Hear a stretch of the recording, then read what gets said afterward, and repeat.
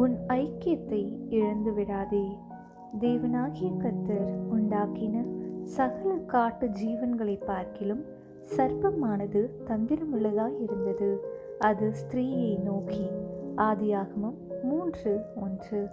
ஸ்திரீயானவள் சர்ப்பத்திடம் பேசிக்கொண்டிருந்த போதோ, அவள் விருட்சத்தின் கனியை பறித்த போதோ, அவள் அதை புசித்த போதோ, நாம் அவளுடைய புருஷனை அவளுடன் இருக்க காண்பதில்லை.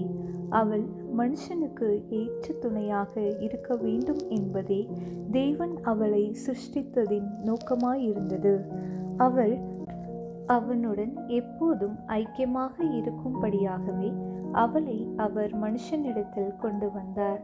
ஸ்திரீயானவள் தன் புருஷனோடுள்ள ஐக்கியத்தை இழந்தபோது அவள் தேவனுடைய அன்புக்கும் சத்தியத்துக்கும் துரோகம் செய்கிறவளாக மாறிவிட்டாள். ஸ்திரீயானவள் மனுஷனோடு எப்போதும் இருக்க வேண்டும் என்று எதிர்பார்க்கப்பட்டது போலவே சபையானது கிறிஸ்துவாகிய தன் மணவாளனோடு எப்போதும் நெருங்கிய ஐக்கியமுள்ளதாய் இருக்க வேண்டும் என்று எதிர்பார்க்கப்படுகிறது. அப்படி இராவிடில் அது பிசாசினால் வஞ்சிக்கப்பட்டு கிறிஸ்துவுக்கு விரோதமாக பாவம் செய்ய நேரிடும். தன் விலையேற பெற்ற நேரத்தை ஆதாமோடு உரையாடுவதில் உபயோகிப்பதற்கு பதிலாக ஸ்திரீயானவள் சர்ப்பமாகிய பிசாசோடு சம்பாஷித்து கொண்டிருந்தாள். ஜெபிக்கவோ தேவனோடு உரையாடவோ தங்களுக்கு நேரமில்லை என்று சொல்லிக்கொள்ளும் தெய்வ பிள்ளைகள் பெரும்பாலும் பிசாசோடு உரையாட அதிகமான நேரம் உள்ளவர்களாயிருக்கிறார்கள். மேலும் கர்த்தரோடு நெருங்கிய ஐக்கியமுள்ளவர்களாய் இருக்கும் பரிசுத்தவான்களோடும் நமக்கு ஐக்கியம் இருக்க வேண்டியது இன்றியமையாததாகும். நீங்கள் எங்களோடு ஐக்கியமுள்ளவர்களாய் இருங்கள். மெய்யாகவே எங்களுடைய ஐக்கியம் பிதாவோடும் அவருடைய குமாரனாகிய இயேசு கிறிஸ்துவோடும் இருக்கிறது.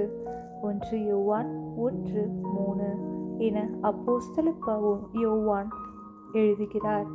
1ஆம் நூற்றாண்டின் விசுவாசிகள் அப்போஸ்தலருடைய உபதேசத்திலும் அந்யோன்யத்திலும் உறுதியாய் தரித்திருந்தார்கள். அவர்களுக்கு பெரிதான கிருபையும் பெரிதான சந்தோஷமும் இருந்தது. நாம் கர்த்தரோடும் அவருடைய பரிசுத்தவான்களோடும் உள்ள ஐக்கியத்தை பேணி காத்து கொள்வோமாக. அவர்களே அன்றி வேறு யாரோடு அகிலும் ஐக்கியம் கொள்ள நாம் நாடுவோமாயின் நாம் பிசாசின் கண்ணியில் விழ நேரிடும். உலக சிநேகம் தேவனுக்கு விரோதமான பகை என்று அறியீர்களா? யாக்கோபு 4:4.